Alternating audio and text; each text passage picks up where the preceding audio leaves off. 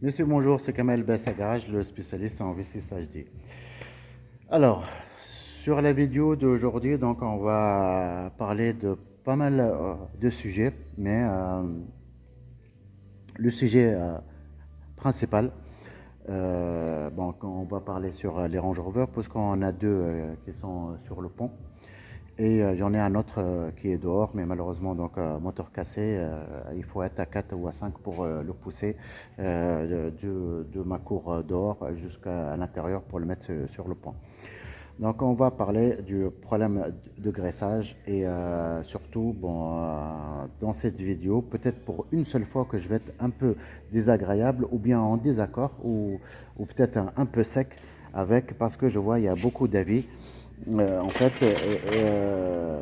beaucoup de commentaires sur des groupes Range Rover et tout qui se plaignent des Range Rover et j'ai l'impression qu'ils peut-être qu'ils se plaignent de tout type ou de toute marque de véhicule. Donc voilà.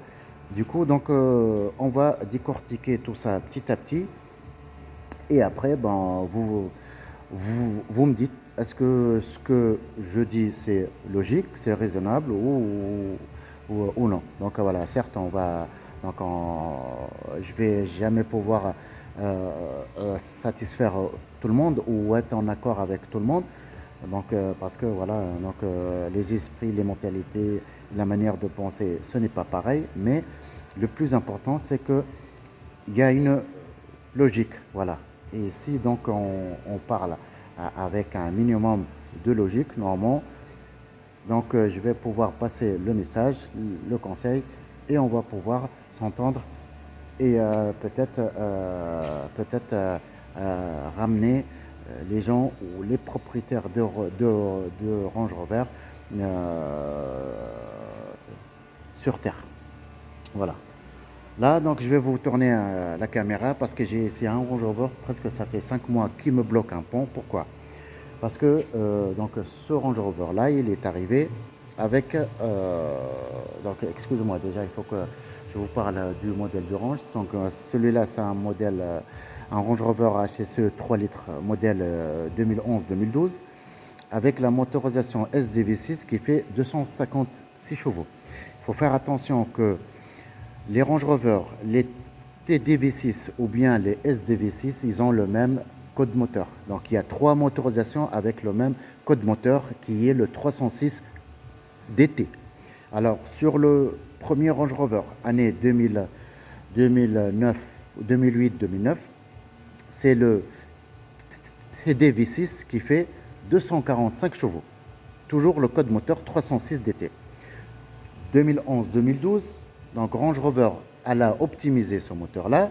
Au niveau système injection seulement, ne me posez pas la question si est-ce que le bloc il a changé ou est-ce que la pompe à huile a changé ou un truc comme ça. Non, partie moteur, bloc et culasse, nu, c'est la même chose, rien qui change. Toujours le même code moteur 306 DT qui est passé en SDV6 et qui développe 256 chevaux. Après, on a le Range Rover, celui-là, le deuxième qui est sur le pont, voilà, vous le voyez bien, je vais vous tourner la caméra. Voilà. Donc celui-là, c'est un modèle 2016, toujours avec le code moteur 306 DT et qu'ils ont optimisé pour une deuxième fois le système injection. Du coup, donc ils ont retravaillé encore sur les turbos, sur le système injection, les injecteurs, la pompe injection et tout ça pour arriver à que ce moteur-là, il développe 306 chevaux. D'accord. Voilà.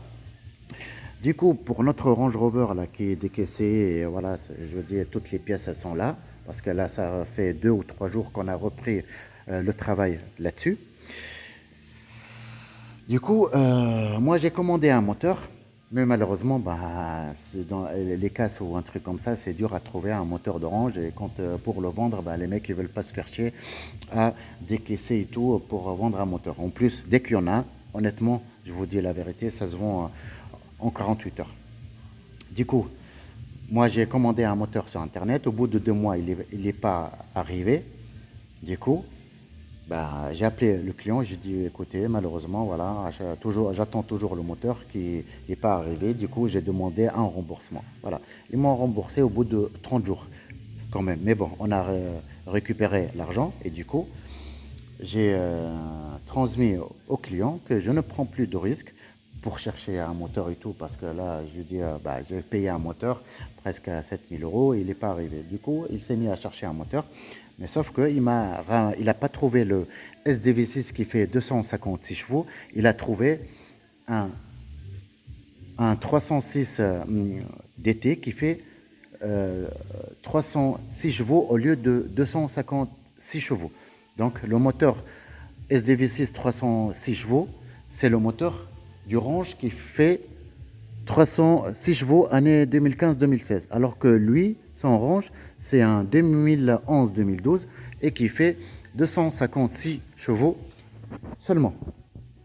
Donc là, je vais vous tourner la caméra, je vais vous montrer donc le moteur qui m'a ramené, mais sauf qu'il y a beaucoup de boulot là-dessus pour le faire adapter parce qu'il y a pas mal de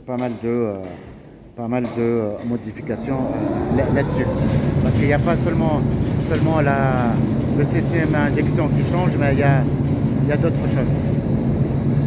Voilà, notre moteur là, il est arrivé, on va le descendre.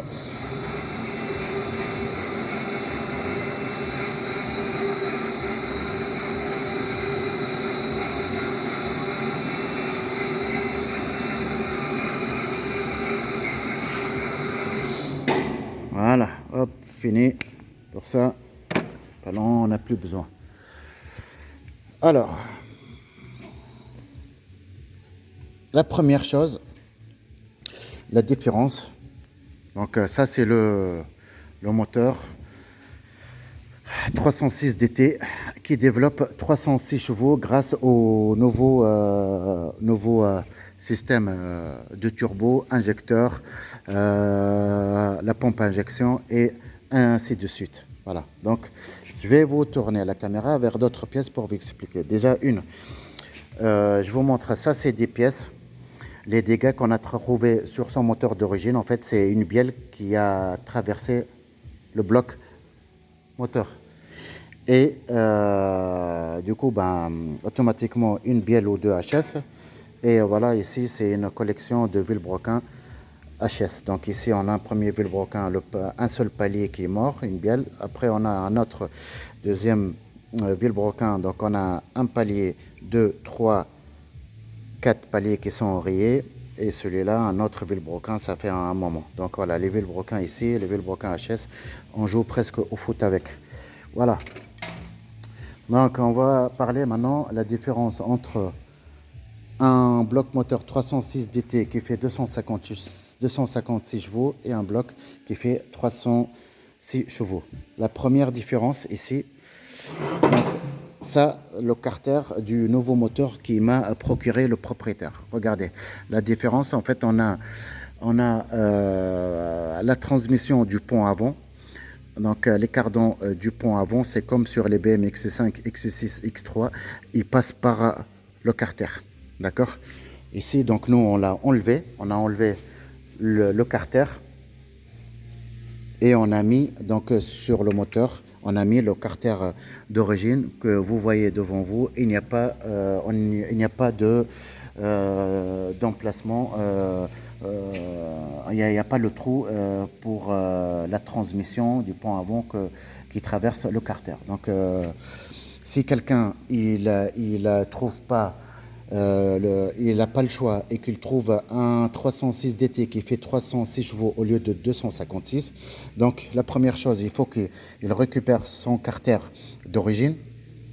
Ensuite, ici, vous voyez, j'ai commandé des passées de sablage comme celles qu'on trouve sur le circuit de liquide de refroidissement. Pourquoi? Parce que sur ce moteur-là, le 306 DT qui fait 306 chevaux, on a le retour d'huile des turbos. Ils sont sur le bloc moteur et non pas sur le carter. Donc, du coup, on se trouve avec des trous de graissage à à boucher. Donc par exemple, voilà, moi j'ai commandé ces pastilles-là parce que j'ai l'habitude, on vient la mettre ici. Voilà. Mais bon, faut bien la fixer. Et de l'autre côté, voilà, et ben c'est pareil. L'autre côté, donc voilà, il y en a le turbo, celui-là, on l'a déjà monté.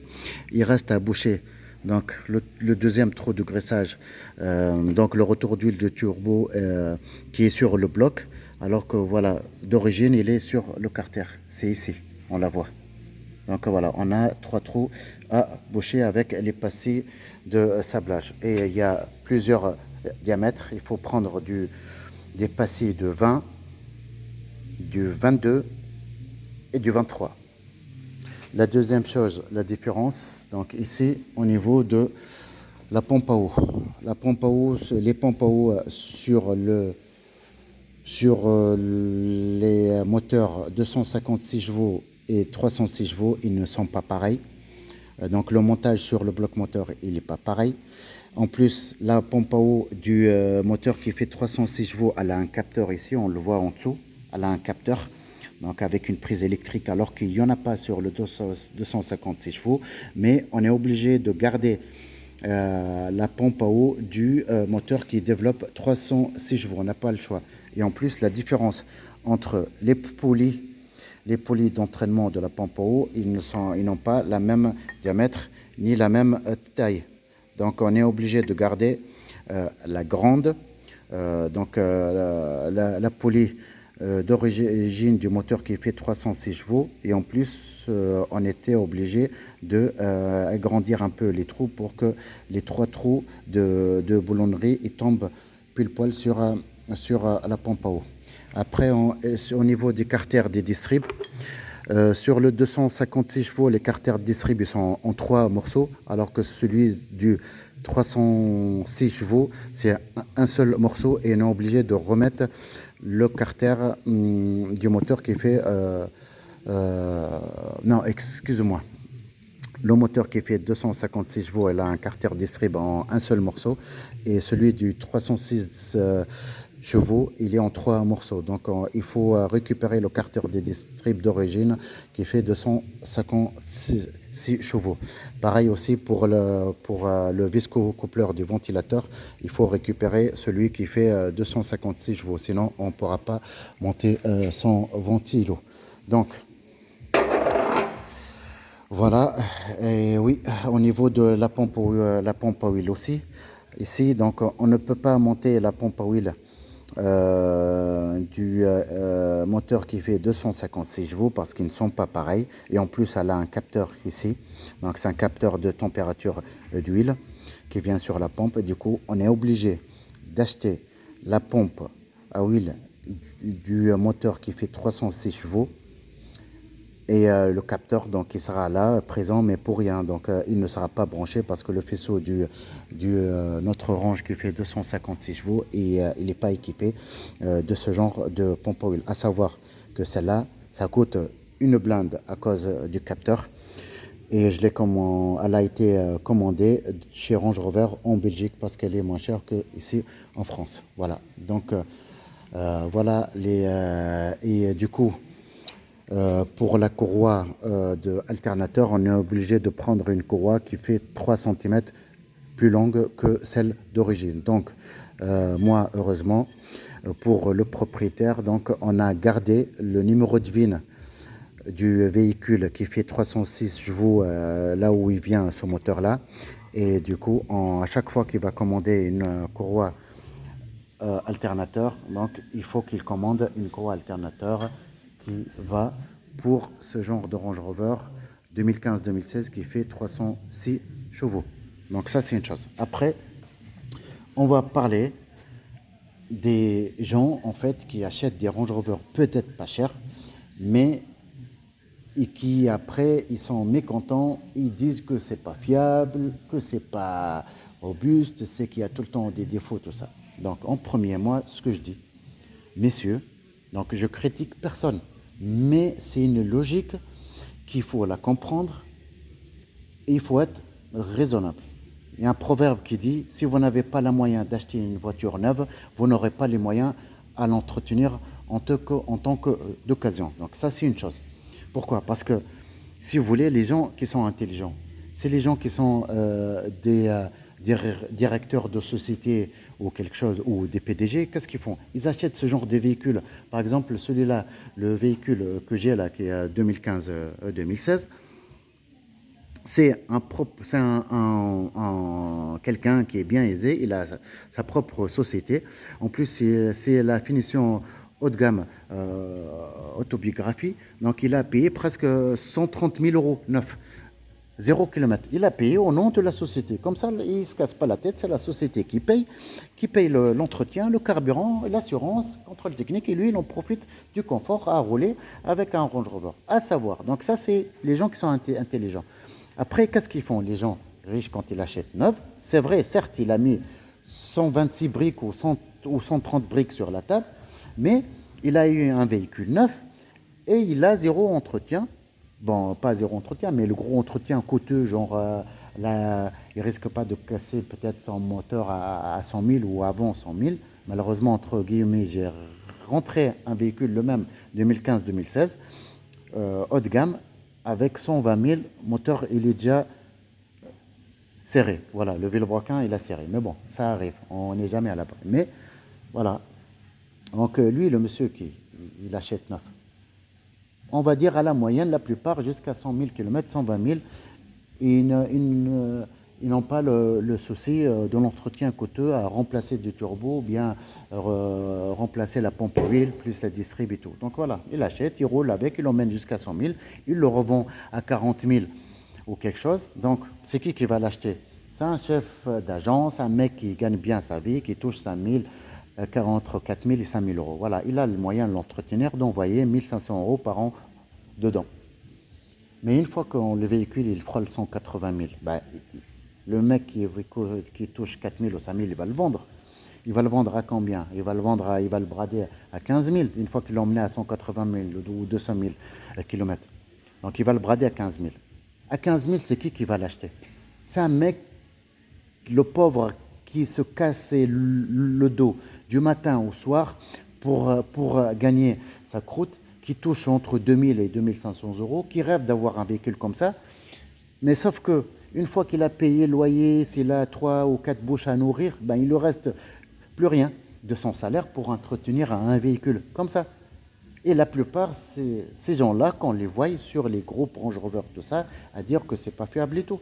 Alors qu'il faut savoir, la meilleure boîte de vitesse automatique, c'est de chez Range Rover. Le 4x4 le plus confortable, c'est le Range Rover.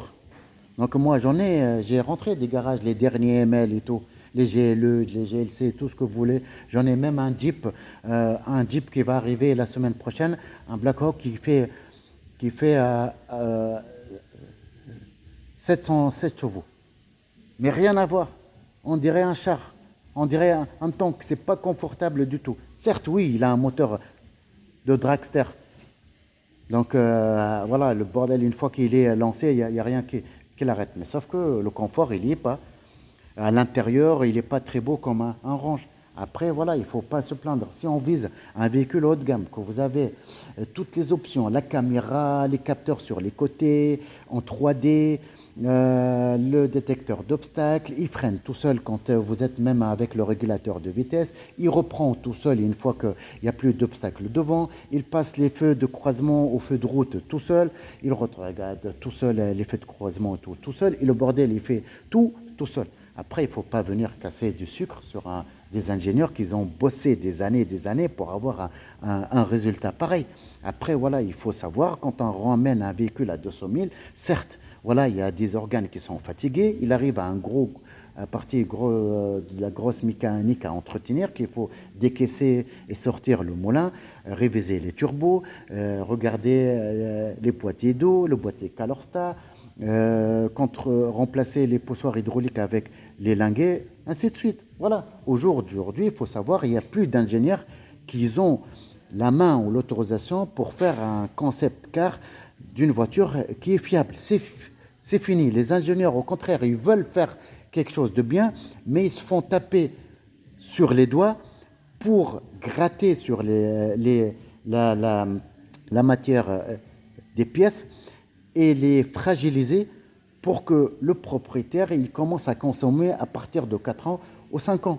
Voilà, donc ça c'est une réalité. Si franchement je vous montre, si je vous mets la caméra H24 dans mon garage, il y a un moment, vous allez péter les plombs, vous allez être démoralisé, vous allez voir les dernières BM série 7 qu'ils arrivent en panne, la Mercedes classe S qui, que le moteur il se coupe quand il veut à cause de la pompe AdBlue. On parle un jour, je vais ouvrir le sujet sur le système AdBlue chez Mercedes parce que je pense qu'ils ont fait pire que PSA au niveau du système AdBlue. Mais bon, il y aura une occasion, on va parler de ça. Mais voilà, aujourd'hui, si vous voulez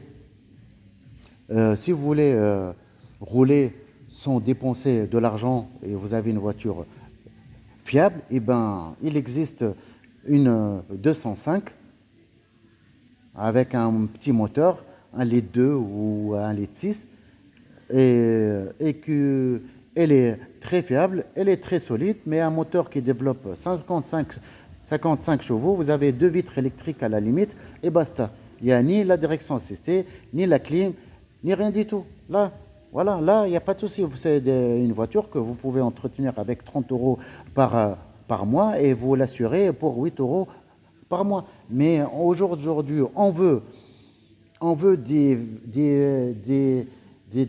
véhicules monstres qui pèsent presque 2 tonnes 6, voire les 3 tonnes, avec des chevaux sous le capot et qui avance bien et qui fait décoller le bitume et qui monte de 0 à 100 en 5 secondes ou en 6 secondes, je parle en 4x4, et qu'il faut qu'elle a le GPS, le lecteur DVD, l'écran plat qui descend du toit avec un toit panoramique, les écrans DVD sur les repose-têtes, la caméra, bidule, et après on n'a pas les moyens pour les entretenir. Et bien à ce moment-là, monsieur, laissez là le véhicule où il est et cherchez-vous autre chose. Voilà, il faut savoir, un véhicule haut de gamme, c'est comme une femme très belle et très riche. Si vous vous mariez avec une très belle femme et très riche, et qu'elle a plus d'argent que vous, il y a deux solutions. Soit vous allez prendre en plein la gueule parce que vous n'avez pas les moyens pour la faire gâter comme elle est habituée, ou soit il faut fermer sa bouche parce que vous ne pouvez pas lui demander qu'elle vous aide financièrement pour payer toutes les factures et tout. Voilà, d'accord? Donc, voilà, j'espère que j'étais très clair à décortiquer ce genre de ce sujet-là. Il faut savoir que le Range Rover, aujourd'hui, au niveau des 4x4, c'est parmi les meilleurs. Voilà, ou bien, si vous cherchez la fiabilité, bon, vous allez chez Toyota, vous visez un Toyota Land Cruiser des années 90, c'est le modèle HDJ 80 le meilleur, ou bien le HDJ 100, et c'est des véhicules années 94, 96, et qu'une fois qu'on est dedans, on dirait un tracteur. Les véhicules, ça se vend sur le bon coin, sur la centrale avec 400 et 500 000 km, et les propriétaires, ils en demandent 15 000 euros, le prix d'un Range Rover année 2012. Voilà. Et il est moche comme tout. Pas moche, mais bon. Un Toyota Land Cruiser, c'est un vrai 4x4 et que vous pouvez faire du safari. Vous pouvez, par exemple, rayer un pare-choc, ça ne vous coûte pas aussi cher pour repeindre un pare-choc sur un Range Rover. Voilà, c'est des pare-chocs qui est très très costaud, mais il faut attention, si vous visez le HDJ 80 avec le moteur 4 litres 2 au lieu de 3 litres, préparez-vous sur la consommation, parce que quand il est zen, il est tranquille, il est pépère dans sa tête. Le 4 litres 2, c'est un 6 cylindres en 4 litres 2, un 6 cylindres en ligne, 4 litres 2, et quand il est zen, il consomme entre 24 et 25 litres au 100. Voilà, c'est fini, ce n'est plus la consommation des véhicules qui est optimisée au niveau système injection, et comme le 3 litres que j'ai là sur le pont de l'année 2015-2016, il tourne entre 9 et 10 litres au 100. Voilà, d'accord? et vous ne pouvez pas rouler à 200. Le HDJ 80 ou 100, ben, maximum vous êtes limité à 160. Allez, plafond grand max à 170. Voilà. Donc ça c'est une chose, un dossier qu'on a déjà euh, clôturé, à faire classer. Maintenant, on va parler des problématiques des Golf GTI. Donc voilà, ici on a deux Golf GTI. Donc pour la rouge, j'ai caché la plaque d'immatriculation, voilà, parce que je n'ai pas le droit sur ce véhicule-là à le rendre visible avec la plaque d'immatriculation. Voilà, j'ai pas, voilà, il faut certaines choses que je respecte. Donc ça, c'est un sujet qu'on va parler sur les Golf GTI, les problèmes de boîte DG. Voilà, celle-là c'est une Golf 7 GTI. Il y a à peu près presque 380 chevaux sous le capot. Il y a un stage 1 au niveau moteur et il y a une reprogrammation sur la boîte DG.